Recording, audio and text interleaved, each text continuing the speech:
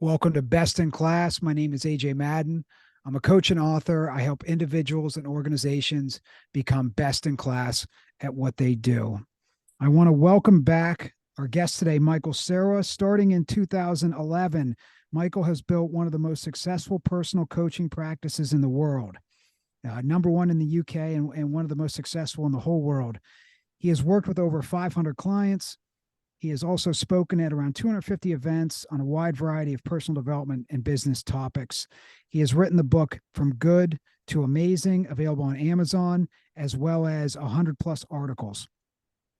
Michael has been interviewed on a number of TV channels, including the BBC. He was featured in the world's first full length coaching documentary, Leap. He has also been featured in Forbes, GQ, The Guardian, The Telegraph, Entrepreneur, Luxury London, and Luxury Lifestyle Magazine. Michael, welcome back to Best in Class. Honored to have you. Thanks for having me back, AJ. It's great to be here again. Again, first two-time guest on Best in Class. And Michael's interview on season one was the most downloaded, the most watched, the most listened to. And you'll see why when he does this interview, to what he has to say. He always brings so much gold and so much great energy to every conversation. Before we started recording today, we talked for a while, and Michael always leaves me 10 times better than he found me in terms of teaching me something new and also energizing me and inspiring me. And there's something special about what Michael does. And it's no coincidence that he's one of the most successful performance coaches in the world. He has put the work in, and he always, the theme of the season is the 10-year club, which is 10 years, one thing, 1% better than yesterday. And Michael embodies that as much as anyone I've ever met in terms of being so dedicated and committed to being the best possible coach he can be. He's always working to get better and better at what he does. And he takes his craft so seriously and helping his clients so seriously. So, Michael, I'm excited to dive into some of your best practices. How do you feel about that? This is sounding like music to my ears. This is something that if you didn't have cap as to how long you want those interviews to last, this feels like one of those things we could talk about for hours, for hours and hours and hours. I love it. I mean, the passion is always there, especially when it comes to excellence in service and helping your clients to live their best life and improve and achieve life-changing goals, which I know you'll be able to help our listeners with that today with your best of the best practices. And I want to hit it from two important angles here. One is action and habits, and two is mindset. Okay. Which Michael does an incredible job with his clients on hitting things from both angles so they can achieve life-changing breakthroughs personally and professionally. The first thing I'd like to ask you about is something you've shared. Coaching is the secret weapon of the elite. And your experience with your coach, Steve Hardison, who's one of the best in the world at what he does as well. He's one of the best coaches in the world. Can you talk about the importance of coaching and also what you take away from your coach, what you gain? Sure, I think it's me and hiring coaches, not just life coaches or business coaches, but any type of coach for any type of thing I'm trying to become better at. So let's look at some of these coaches that I've had over the years. I've had two life coaches, Steve Hardison being one of them. I had a whole bunch of different, business coaches. I had a whole bunch of fitness coaches, nutritionists. I had an accent coach. Polish people don't usually sound like that. Like usually the accent's a bit heavier when we come to English-speaking countries as adults. So I had an accent coach who helped me to polish my Polish accent. I had a content creation coaches. I had a writing coach, right? So I think it makes sense for someone who recommends coaching to other people to buy the very product he or she recommends. But that's not why I'm doing it. I'm doing it because, and you've touched on it very kindly already, I've always been very committed to becoming the very best version of myself.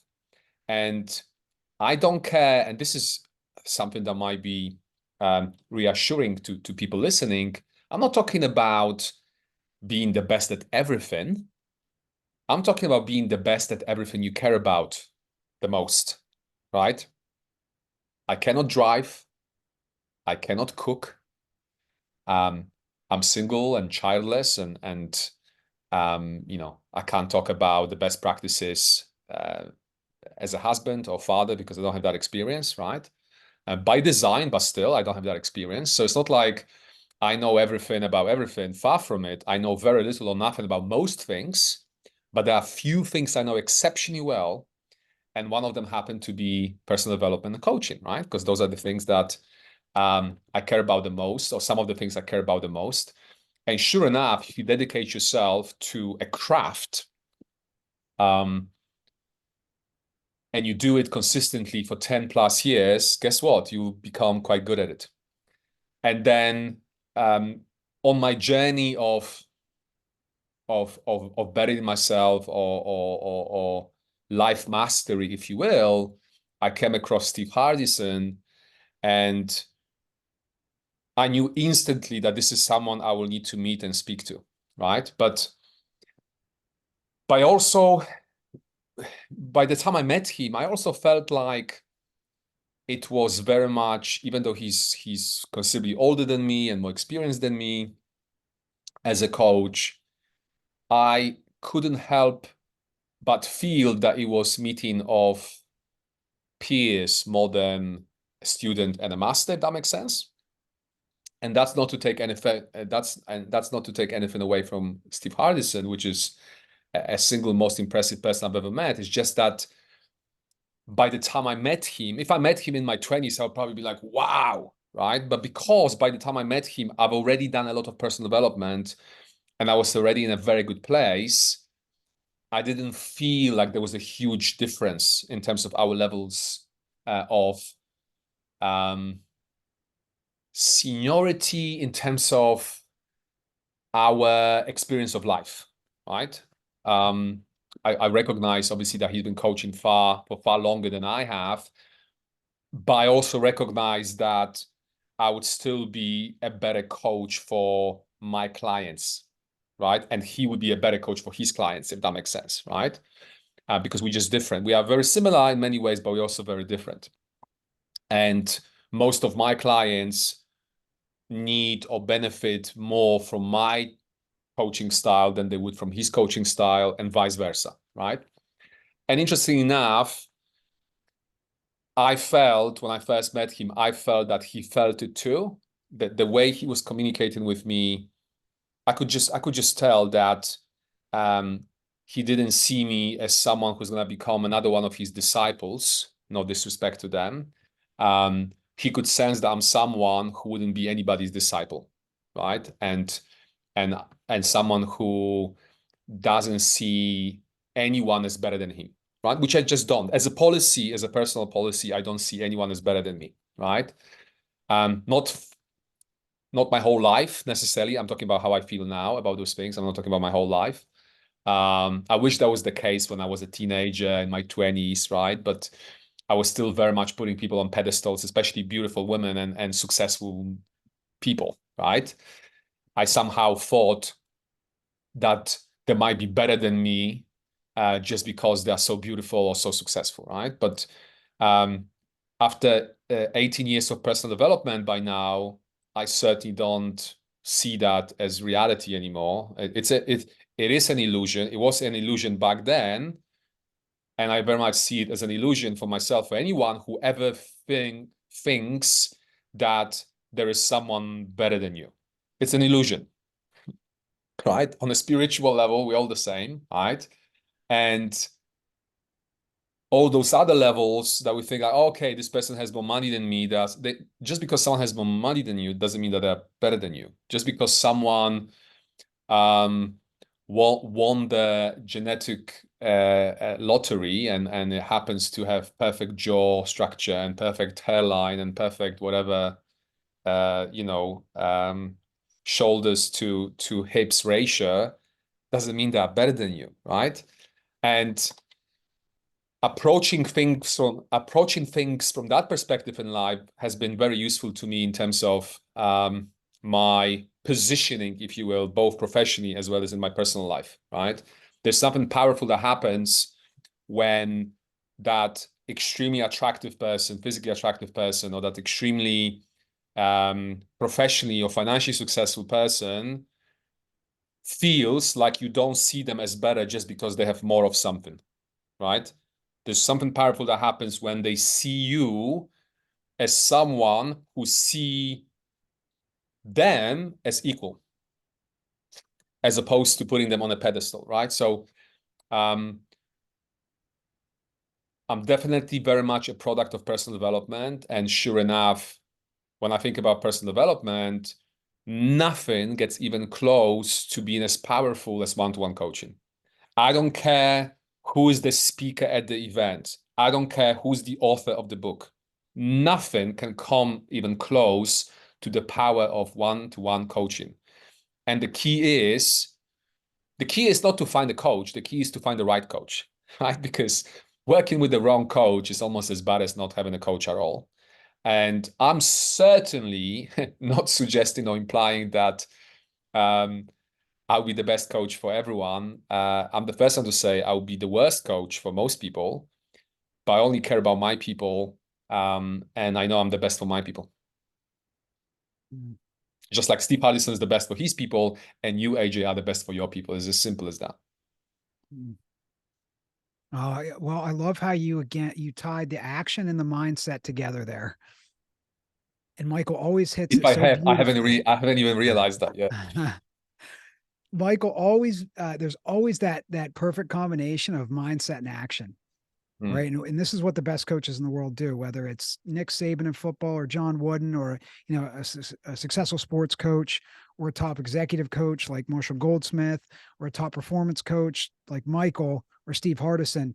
They'll always hit it from two angles, the mindset angle and the action step. The action step was go find the best coaches you can possibly find. Go get coaching. It's the fastest way to success, personally and professionally, is to get a coach, a trusted advisor, an expert. And the mindset of also don't put anyone on a pedestal as well. You have to look eye to eye with people. And that's an important component of self-confidence, that you've got to have that self-belief in yourself, not in an arrogant way, as Michael described. He said it right there. It's not in an arrogant way. It's you've got to believe in yourself. You've got to be able to look eye to eye with people. Right. Combine that with my next question for Michael, which is the action steps it takes to really back up that confidence of being able to look eye to eye with people. And Michael's such an expert at getting people to do the things they need to do, the right things they need to do next. And a few things that Michael shared with me and others over the years in terms of action is just do it. Action's always the answer, which I love that phrase Michael shares. Action's always the answer. And become the most fearless person you know, and constantly push yourself outside your comfort zone. Right. So there's the action step that really backs up that ability to look eye to eye with people and not put them on the pedestal. Right. Can you talk about action's always the answer and becoming fearless and pushing yourself outside your comfort zone and how you coach your clients on doing that? Sure. So I think there are two main schools of thought when it comes to confidence. One is how confidence is a requirement to take action. And the other one, the one I sign up to, is how confidence is a result of taking action, right? So let's consider scenario number one. If we were to believe that confidence is a requirement, we need i.e., we need a certain level of confidence, internal confidence, before we can take that action, whatever the action is, right? This could be a very long process, because how many books about becoming a confident and effective public speaker you would need to read before you have enough confidence to actually go and public speak, right? Using public speaking as an example. And if we look at the scenario number two, so if we look at confidence as a result of taking action, you don't need to read any books about public speaking, right? I'm not saying that wouldn't be useful. It could be, right? But too many people fall into the trap of, I'm not quite ready to go on, using this as an example still. I'm not quite ready to go on a stage yet. Let me read another book about public speaking. Let me watch another YouTube tutorial. Let me do another block of sessions with the public speaking coach. And I've always been a type of person, I don't know if somebody sold me on this idea or taught me that, or I just naturally were inclined to do that. I would always be someone who would read one or two books and I say, okay, I know just enough to like do this. Let me go and do it now. And then I would read more books or get more coaching on a subject, but only working alongside me already taking actions in this particular arena, whatever it was, right? Public speaking included. I wasn't a confident public speaker until I was, right? And I still get nervous a little bit, which is silly considering that, as you said in the introduction, we're looking at around 250 events I've spoken at. I still get nervous. I felt a little bit better when I heard somebody saying, I think it was Bob Proctor, one of those old school gurus in our industry. He said how it takes approximately 300 events or 300 speeches to overcome the fear of public speaking. I was like, oh my goodness, 300. You would think 250 would be enough. So I still get a little bit nervous, but I always felt nervous, and I wouldn't let that fear to stop me from doing it, right? So I'm not asking myself, and this is how I work with clients as well, right? It's just basically trying to sell them on quote unquote, sell them on my way of looking at those things, right? So I'm not asking myself, that's not my first question. My first question is not whether or not I'm afraid of that particular thing. My first question is, what do I want? My second question is, what do I need to do in order to get it? And only then I ask myself, how do I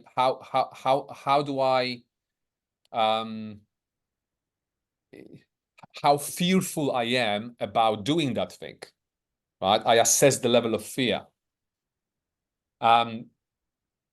If I was asking myself the third question as the question number one, then probably I wouldn't do most of the things I've done in my life. Because if the first question was like, am I afraid of it or not? Am I fearful of it or not? And if that was the first question and the answer was yes, then maybe I wouldn't pursue that thing, because like, well, you can't expect me to public speak in order to build my profile as a coach because I'm afraid of public speaking, right?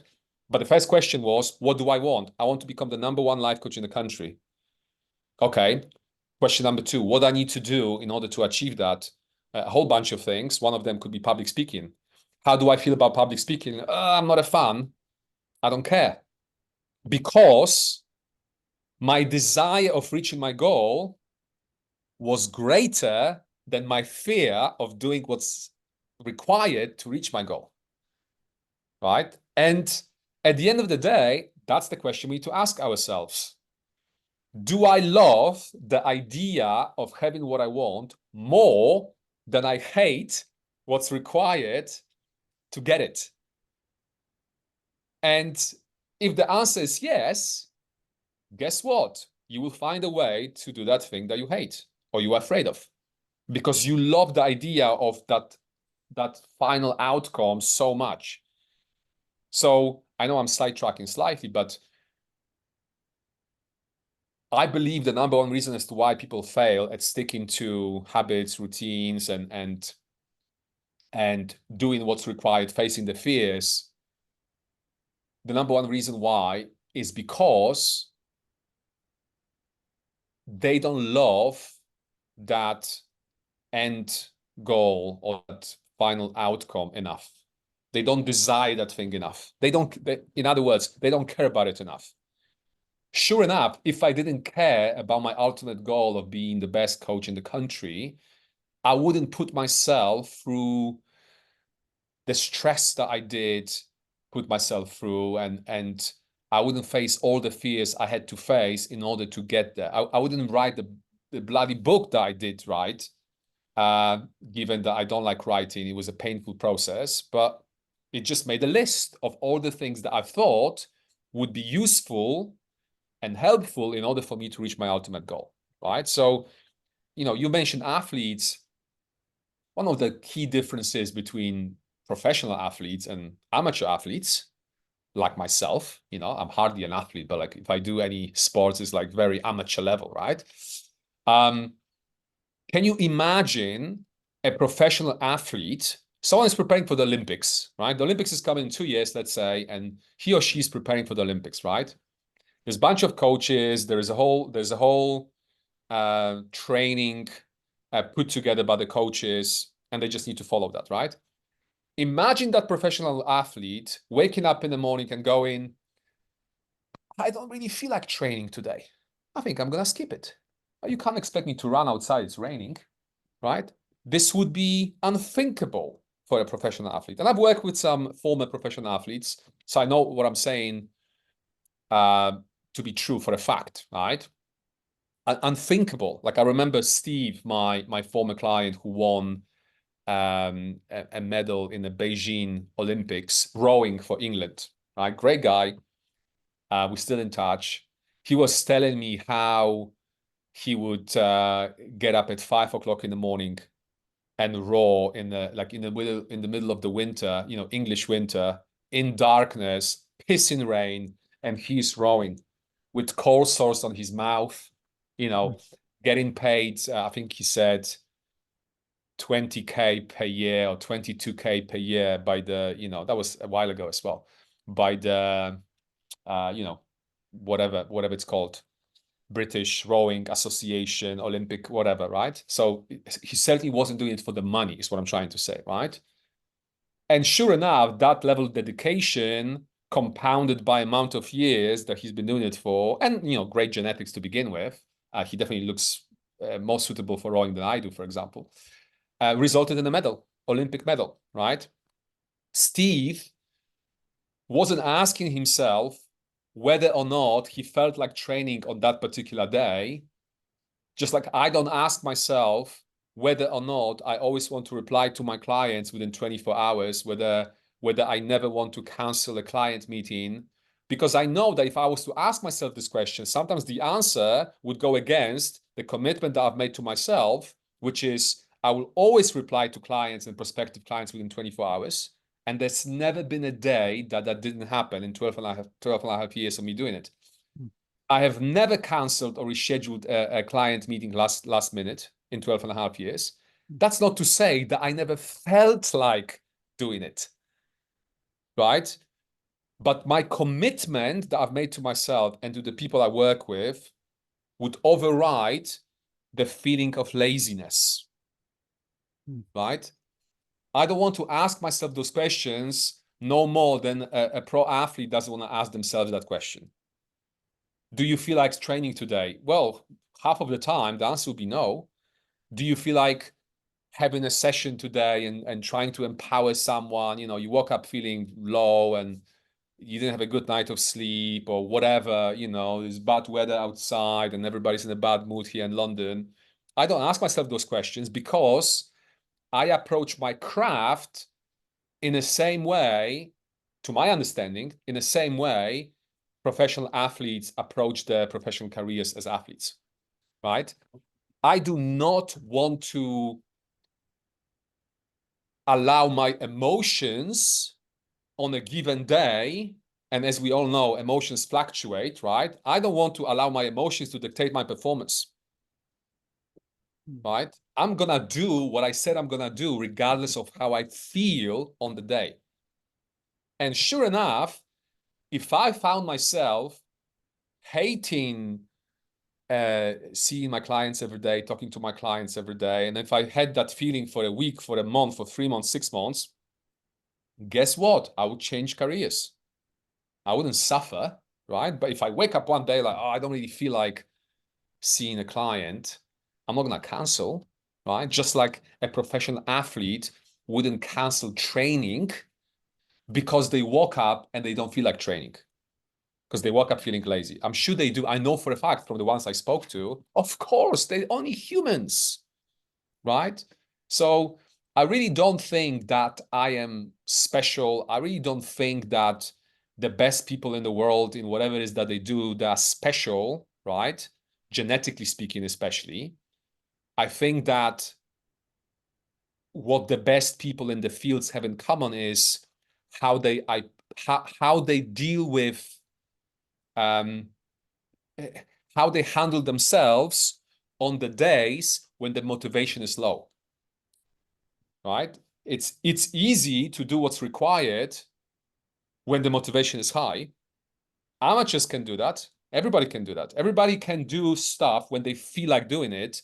The real test of character and your commitment to your goals comes on the days when you don't feel like doing it.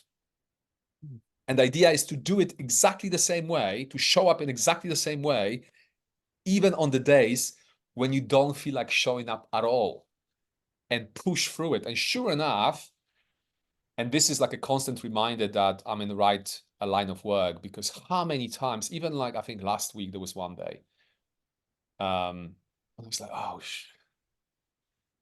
first session with a new client. Oh my God, that's like the most stressful, because like I feel the pressure, first session, I wanted to go really well. And I just didn't have a great day. Nothing happened. I just didn't like internally, I didn't feel like fully myself, right? But sure enough, as soon as she came, like I forgot about how I felt before. I went into the zone and we had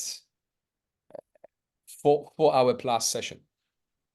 And it was great. I think it was great, right? So sometimes the best thing we can do is to when we don't feel like doing something, the best thing we can do is to do that thing. And not only by doing so, we can be acting from more of that pro place than amateur place, and continue growing as an individual, as a professional, if we're talking about professional life. But also, if given that we're doing the right thing, that we're doing the thing that is our calling, that we're doing the thing that we are meant to be doing here on this planet, in my experience, by doing so, by pushing ourselves and doing that thing, this can impact our mood in a positive way more than anything else. So yeah, action. Coming back to your original question, action is almost always the answer. It won't be always the answer, because sometimes, yes, that marriage between action and mindset, or taking action and mindset, it's not one or the other, it's both, right? And yes, if we're talking about a lot of actions, or high level actions, or however else to put it, we do need a certain type of mindset to support it. And the greater the plan in terms of actions, the stronger the mindset we need to have. So if actions were the head, mindset is like the neck. Like the bigger the head, the bigger the head, the bigger the neck we need to have to support it, right? So people say that I'm big-headed, and they're probably right, but I think I have just enough of a neck to support it. What a great angle to hit it from, a mental angle to hit it from overcoming, how to overcome fear. And the way I'm visualizing it is, fear's in the middle, you're here at the bottom, fear's in the middle where you want to get to the goal or the improvements at the top. And it's the commitment that pulls you like a magnet through the fear. Because once you make that commitment to, you put it much more precisely than I am now, but it pulls you through the fear, and that separates the amateurs from the professionals. Yeah. I believe commitment's a superpower. I think it's ability to commit is a superpower. I also believe it's contagious. So spending time with people who really are committed to things in their life, whether it's to be a great parent or a great school teacher, or a great business owner, or a great friend, commitment is a superpower, and commitment is contagious. And it's one of the reasons why I always love talking to Michael, because Michael's level of commitment to excellence and service in everything he does is contagious. It always inspires me, and it lifts up his clients as well. And you can't fake it. That energy of just deciding, I just committed to doing it, no matter what, no matter how I feel, I'm getting it done. And that will pull you through the fear. Jack Canfield talks about everything you want is on the other side of your fear. Bob Proctor talks about the terror barrier, that the terror barrier, that barrier that is that holds you back from what you want. And the way Michael describes it is just find something that you really commit to yourself, and commit to others to get that done. What a great way to overcome fear. And then, action's always the answer. Now, in terms of mindset, so we hit action from two different key angles. We hit it from go out and get a coach, learn from the best you possibly can, and whatever you want to improve at, or a goal you want to achieve. And then action's the answer. In spite of fear, act through fear. So we've hit it from two ways on the action side of things, which are just crucial.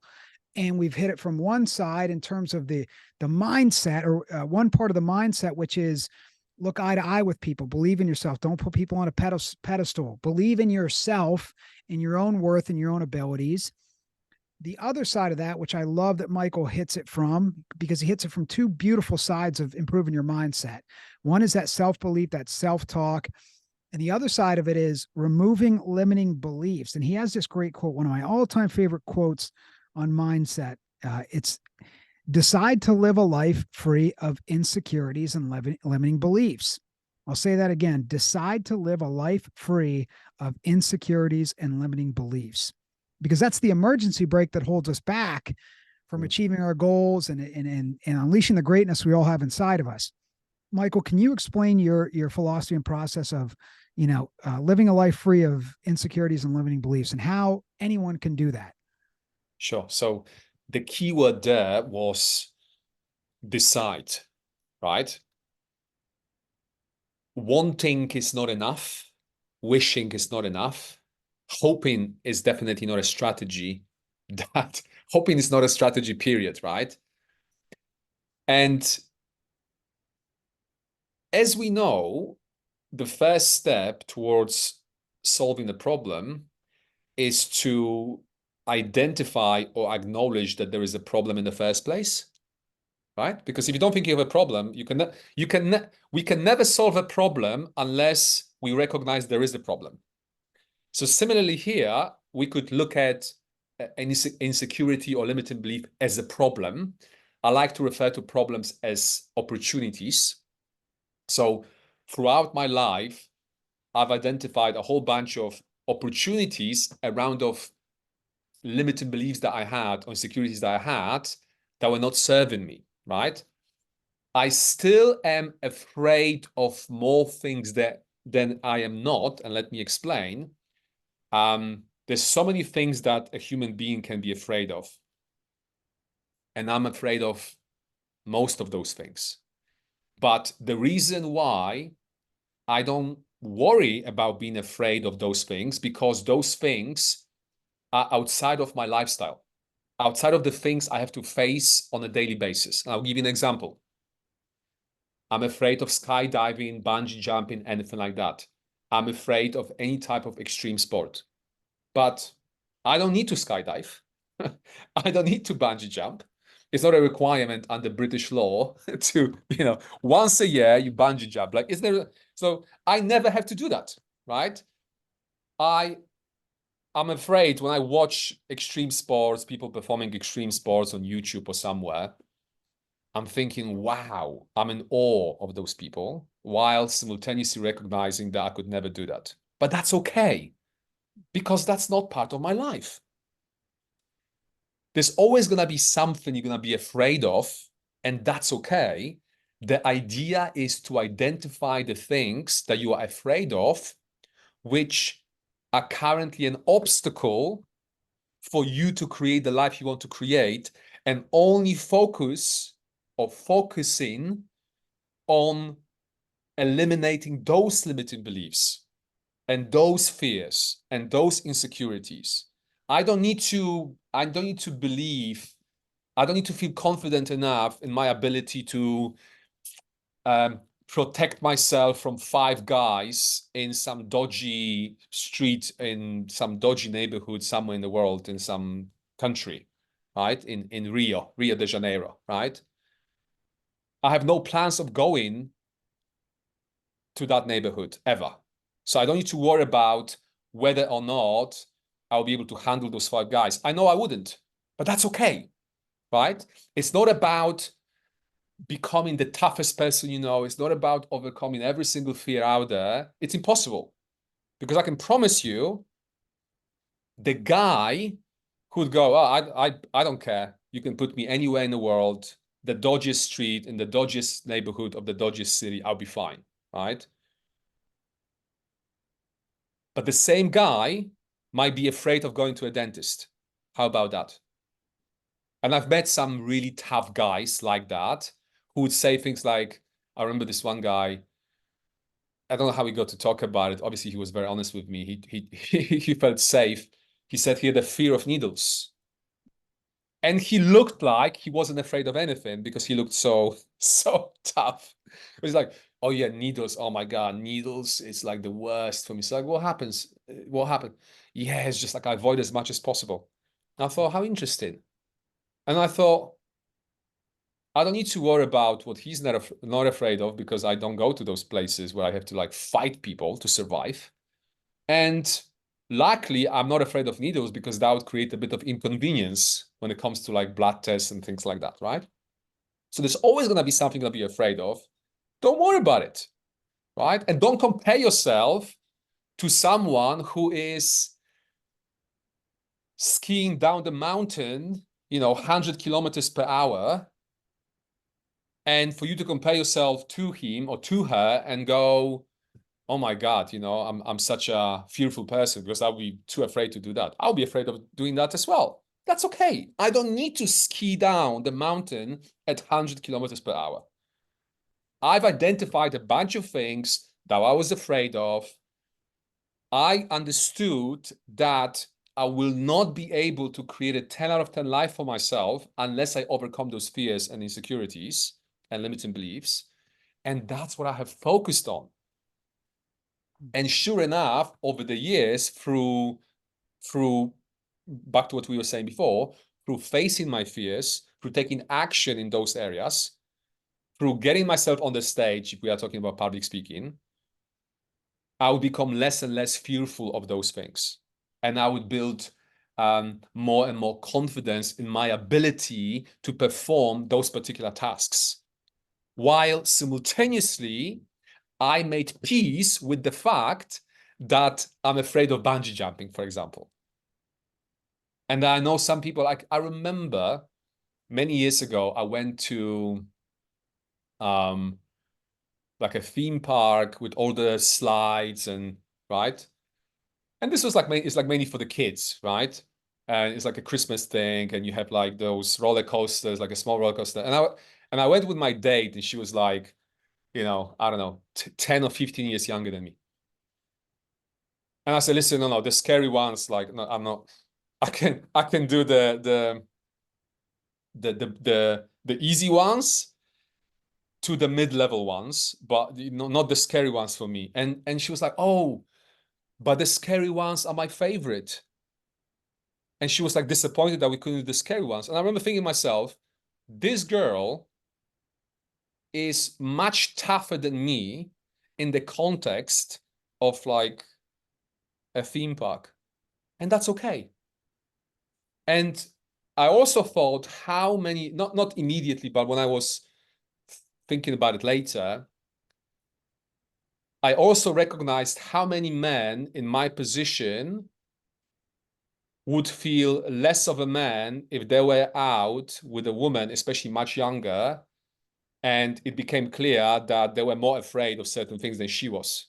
I was completely cool with that, because up to that point, I've done enough personal development to understand that whether or not I feel like jumping on this scary, not slide, ride, I think, I don't know how you call them, doesn't define me as a man. Yeah. And she wasn't afraid of those things. I didn't want to do it. Oh, that's too scary for me. It's too high and whatever, too fast, whatever it was. But at the same time, I knew that, I'm not afraid of things that she's very afraid of, right? And that's always going to be the case, right? So, and it's not even like a list of 20 that you're going to come up with. If you ask yourself, how many things that I care about, I'm afraid of, or how many limiting beliefs I have within the context of the things I care about, what you will find is that there's going to be a few items on your list max. This is your list. You don't need to worry about, unless you are planning a career in the army and you want to join the parachuting division or whatever it's called, then you don't need to worry about jumping off the plane, right? So be specific and don't compare yourself to people who don't seem to have limiting beliefs within the areas that you don't care about, because it's just not relevant. It's like me, it would be like, maybe it's a silly analogy, but that would be like me feeling insecure of myself, or feeling like I'm less than just because I don't speak Chinese. No, I don't. I never try to learn it. I don't need to learn it. When I meet Chinese people, they speak English here in London, right? So it's a little bit like that. And then even if you were to learn Chinese, there's going to be always another language that somebody else knows and speaks fluently that you don't. You just can't win this way. There's always going to be someone who's going to be able to do something in some area better than you. That's okay.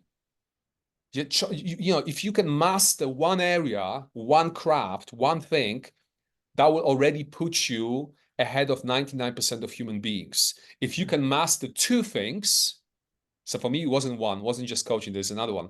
If I can master those two things, if I can become world-class at those two things, I will be, very happy in my life. And if you can master, if mastering one thing puts you ahead of 99% of people, mastering two things will put you ahead of, I don't know, 999 people out of 1,000. So 99.9% of people, right? But the answer is never the books, not even the coaching. I have to say, it's not like a public speaking coach can make up for the lack of experience of public speaking and you actually putting yourself out there. But definitely coaching can help us to make this process of facing our fears much easier. Not replace it, but make it much easier. Just like, coming back to the Chinese, you could learn, or you can try to learn Chinese by yourself, right? And you might learn it after, I don't know, 20 years, or you can get a tutor. Right. So the life coach is like that tutor for life. Business coach, we like that tutor, Chinese tutor for business. Accent coach, we like that tutor for accent, right? It's a way to accelerate our progress. The best way I know of. And I've heard you talk about that in terms of coaching, how, what might take you 3 years, you'll get someone there in 3 months, or even 6 years or 10 years, you'll get them there in 3 months, which is, like you said, it's not a substitute for taking action, but it's the biggest shortcut, the fastest shortcut imaginable. You're folding time with a great coach. Shortcut is the right word. Yeah. And it's, you see, and what you said there about how with coaching, with the help of coaching, with the assistance of a coach, this could take you 3 months instead of 3 years. That's 3 months instead of 3 years, on the condition that you're not going to quit over 3 years if you try to, do it yourself. Great point. Right? It is much harder to quit with a coach, especially if you work with a coach like yourself, who's not going to let you quit on yourself. Right? I don't let my clients quit on themselves unless they really want it. Then it's like, okay. But it's going to be very hard for them to make me quit on them, right? Because sometimes I feel, and that's okay, sometimes I feel that I care about my clients' progress more than they care themselves, right? And I really want to kind of bring them to my level of care for their results, commitment, right? your level of Sure, commitment. sure. But there's definitely, because you can go otherwise insane as a coach, there's definitely a point where we can, not we can, but where we should draw the line as coaches and say, you know what? I shouldn't want it more than you do because it's your life at the end of the day, right? So I want it for you, but you need to give me something. You need to give me something to work with, right? You need to show me that you care at least at this level, so I can then take you from this level to this level. There's gotta be a minimum amount of commitment that I get from a client from the start, right? At this point of my career, I didn't care about it too much 10 years ago or 5 years ago, even maybe not as much. But now it's like, no, you need to come to be committed. You need Right. to come to be motivated, right? Like I'm not interested in dragging you, right? Give me someone who already has a certain level of motivation and commitment, and then I can help them get to, however high level they want to get to. Makes sense. But shortcut, yes, that's one way I refer to coaching as well. It's like, yes, it's like taking a shortcut. And then some people, especially outside of America, and especially men, so especially men outside of US, coaching, I don't need coaching. I can do it by myself. But that's like me saying, I don't need a doctor. I can go on the internet and try to diagnose myself. Would that be smart or stupid? Would that be like, oh, he's so self-sufficient? No, he's stupid because he's trying to do something that this person here spent years and years studying and then 10 years or 20 years practicing. And I can show him or her a symptom and they'll go, that's what it is. And they will drop a Latin name on me and give me the prescription immediately. So, so I don't see that much of a difference between going to see a doctor in order to help us assess faster what the problem is and come up with a solution. And coaching is just that this is our like physical health, and this is our not so much mental health, that's like for therapists, but like our performance, our life performance. Yes, I'm the first one to say my clients, especially my clients, being at the level they are at, very capable people, very intelligent people, very well educated for the most part, right? If anyone can find the answers, it's them. But they are still smart enough, and that's part of their smartness. They still recognize how working with someone like myself or someone like yourself, how working with a coach is a shortcut, right? It's a shortcut. Plus, it's more fun. It's always fun to work towards something as part of the team than by yourself. Hmm. And two people is a team. It's not a big team, but it's a team. Anything That's more true. than one, it's a team. It's just more fun. You can bounce ideas off each other. You can brainstorm things with another person as opposed to by yourself with a piece of paper. It's just more fun. And if one can afford it, if it works and one can afford it, why not doing it? And then it's just about, which is super important, about taking your time to find the coach who is best suited for you. And that's never going to be one coach for everybody. Um, Different coaches will be more suitable for different people, but I promise you, however specific you might be, and whatever it is that you need help with, there is a perfect coach for you somewhere on the planet. You just need to find them and reach out to them, have initial conversation, see if your suspicion of resonating with them based on what you saw online is being confirmed in real life. And if it is, just give it a go. Mm. And if worst case scenario doesn't work, which is very rare in coaching for this not to work, at least, if nothing else, you will know that you put yourself in the best position possible to reach your goal faster, right? So Mm. that's like the worst case scenario. And the best case scenario is that you will get to your goal much faster, excuse me, in a way that it's more fun, less stressful, less second guessing yourself, less feeling that you are alone facing your fears and it's just you and your fears and the challenges. No, there's somebody else who most of the time will just tell you, listen, don't worry about it. Like this is super common. How many times people come to us, right? And they share with us the challenges, and they don't necessarily say it out loud, but sometimes I can read between the lines how they think that what's happening to them or what's lacking in their life, what opportunities they have, it only happens to them. That like that challenge that they face is like unique to them. And I say, listen, this is like the second time this week already that I'm hearing this story. So, and that in itself can be very very, what's the word I'm looking for? Comforting. Yeah. That sense that, oh, Jesus, I've been going back and forwards in my mind, thinking that this is so unique to me, that there's something wrong with me, that everybody else is fine. I'm the only one struggling with this. Like, no, you're not the only one. So that in itself can be very valuable. And this is just like even before the actual coaching starts, right?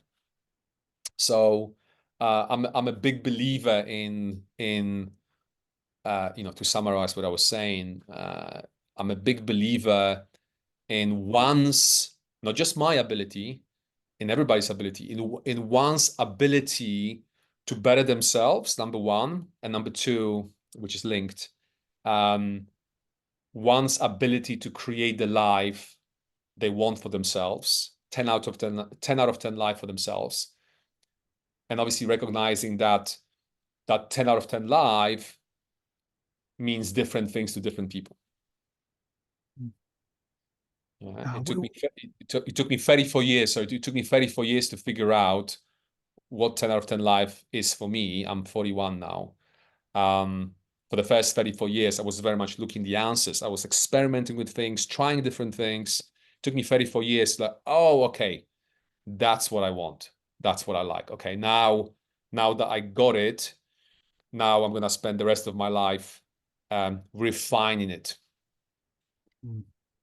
Right, and I think it's sad to see how many people never quite even get to the point of understanding what 10 out of 10 life would mean to them. So that's when coaching could be very useful, again, by helping people to identify what that is. Right. And even if you look at the Google's definition of life coaching, it says life coaching is about helping people to identify and achieve their goals. Yeah. Identifying, number one, achieving, number two. So that's what we do, right? And we have so much fun in the process. I need to pinch myself sometimes, when I think, like, is this my job? How is that even possible? Like, I get to do this, the coaching. I get to coach those amazing people, and I get paid for it. Something that I would be more than happy to do it for free. Don't tell my clients. But I don't need to do it for free. I can, provide for myself. I can keep the lights on by doing what I love and seeing those amazing people doing those amazing things like in front of my eyes. And mind you, like those people, most of my clients have done amazing things even before coming to me, so it's not like I'm not getting credit for it. But then we look at areas where they could do even better in the areas that they're already doing well in, as well as how they could take some actions in areas that they want to improve on, or new areas for them. So they are getting closer and closer, or they can get closer and closer to creating that 10 out of 10 life I was talking about. What a great challenge to everyone listening in two key areas there. One, go out and find a coach in terms of something you want to improve. It could be your health. It could be your relationships. It could be your career or work. It could be your happiness. Go out and find a coach to help you achieve that goal or improve what you want to improve or overcome that challenge. And also get that coach to help you identify what your 10 out of 10 life is and what you really want out of life, what that life looks like for you in terms of health, your work, your wealth, your relationships, and your happiness. So, a great coach will help you identify what that is for you to get crystal clear on that perfect day, that dream life, and then also help you to get there much faster than you would on your own in any or all those areas of your life. Michael, maybe lastly here, two really important things I think that could be life changing for anybody listening. Your number one tip in those two areas of mindset that we discussed, your number one tip in terms of helping someone overcome a limiting belief, they come up with that short list of the number one limiting belief that's holding them back. And then also your favorite tool or exercise in terms of someone developing that self belief to be able to look eye to eye with anyone who's achieved what they want to achieve. An example, maybe, of an exercise you've shared in the past was just to make a list of everyone who's achieved what you want to achieve and just ask, why not me? What do they have that I don't? That'd be an example. I don't know if that's your number one tip, but I thought that was a really good one. So, can you give us one simple tip or exercise that we could do to eliminate that limiting belief, and then a tip or exercise that they could do to increase their self belief that they could look eye to eye with people who've achieved what they want to achieve? Sure. So starting with the first one, unfortunately, if there is a shortcut around overcoming our fears, I don't know what the shortcut is. So unfortunately, we need to identify what this number one fear is that you were talking about, and we just need to face it, right? And instead of relying on motivation, waiting for that day when you wake up and you feel motivated to do it, instead of relying on motivation, which is what the amateurs do, we want to rely on self-discipline. You want to basically force yourself or make yourself do that thing.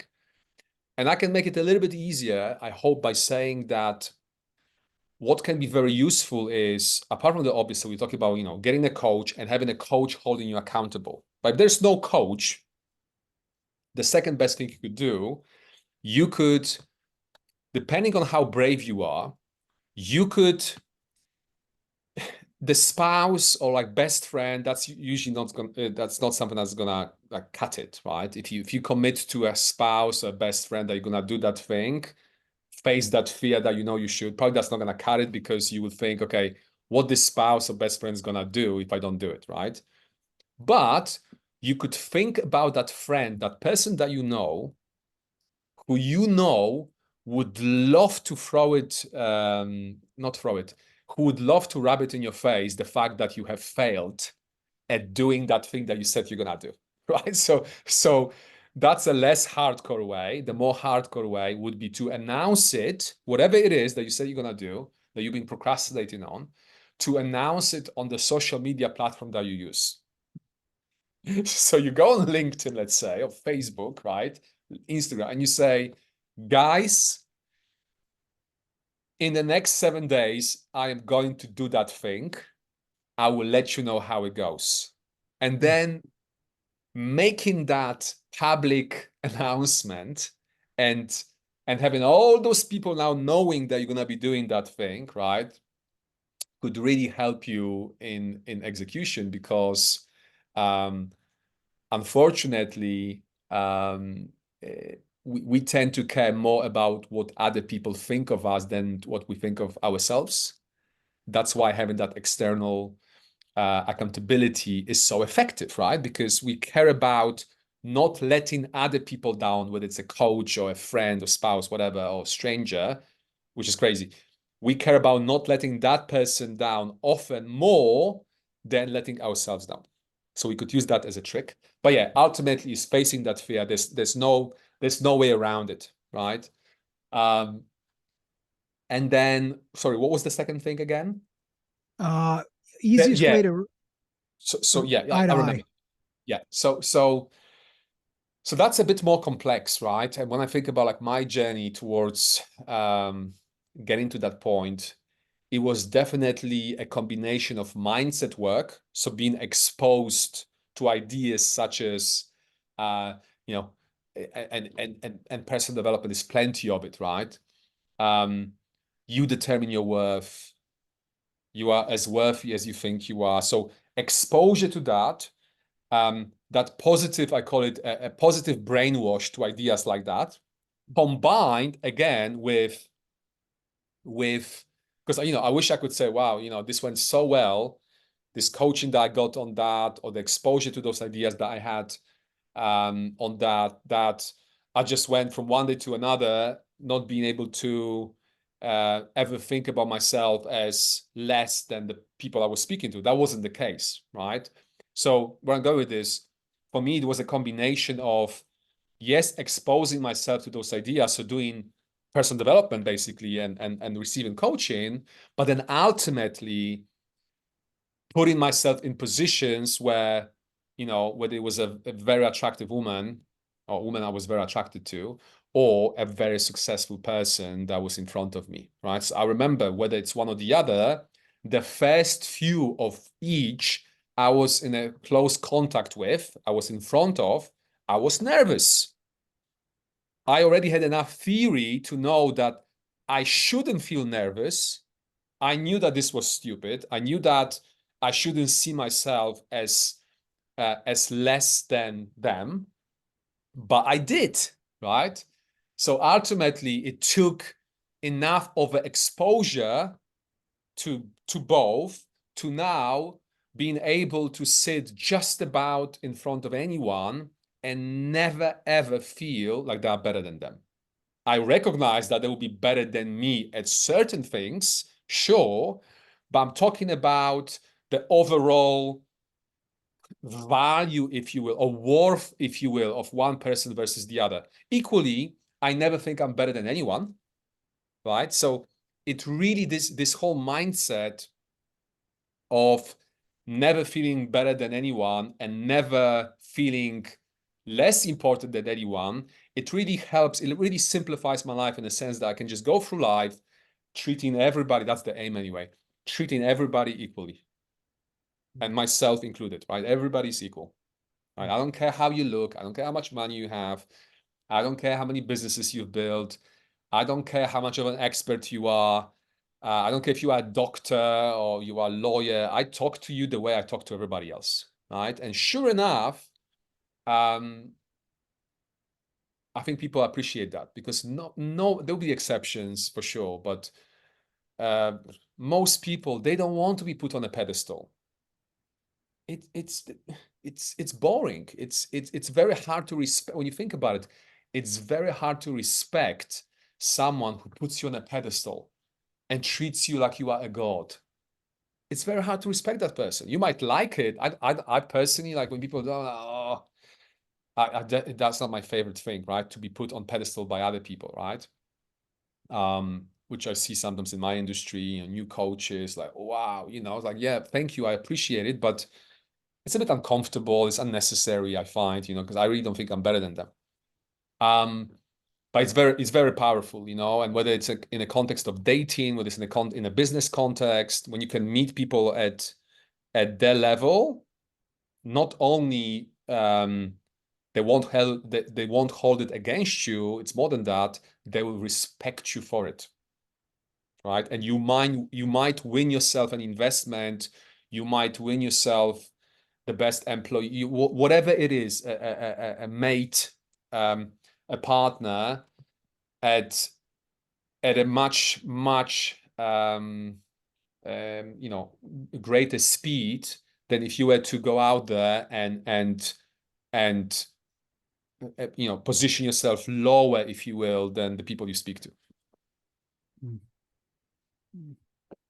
Very, very, and it's something very subtle. This is not about going around and talking about it. It's just very subtle. People can feel it. Well said. That's right. They can feel it. And it's the mindset behind it that leads to the action. And also at 50,000 feet, in terms of removing limiting beliefs and also being able to look eye to eye with someone, action's always the answer. Action cures fear, like you talk about, and also action's the answer in terms of exposing yourself to those situations where someone that you may be currently putting on a pedestal, exposing yourself to that situation, being in front of them and working your way through those limiting beliefs and to be able to look eye to eye as well. And I love that philosophy of my grandmother, Margaret Madden, would talk about this. And I loved it so much about her. It's one of my favorite things she taught all of us is that you're not better than anyone else and no one's better than you either. There you go. Oh, what a life philosophy. And I'm so glad you shared that with everyone because what a great way to live life. I'm not better than anyone else, but no one's better than me either. Mm. And, what I noticed with Michael is, and if you really listen to how Michael talks and what he shared, words are so powerful. And when Michael speaks, he speaks very strong and very decisive. He talked about, when we talked about deciding to live a life free of limiting beliefs, he said, pay attention to that word decide. Okay, that's a strong word. He talked about commitment. That's a strong word. He talked about action. That's a strong word. And I challenge everyone listening is really take those words and think that way yourself. Put those type of words in your head and use those, because how we speak is really how we think, right? It's just an extension of our thoughts. And Michael speaks very strong and in a very powerful way that we can all use ourselves in terms of decide, commit, action. All right. That's what we want playing in our head, right? That's the song we want playing in our head over and over again. And Michael, I appreciate your energy and your expertise as always. The first episode we did last season was obviously extremely popular. And I believe you even topped it in this one because Michael's he's so committed to getting 1% better than yesterday or 5%. He's always getting better at what he does for his clients, for people listening.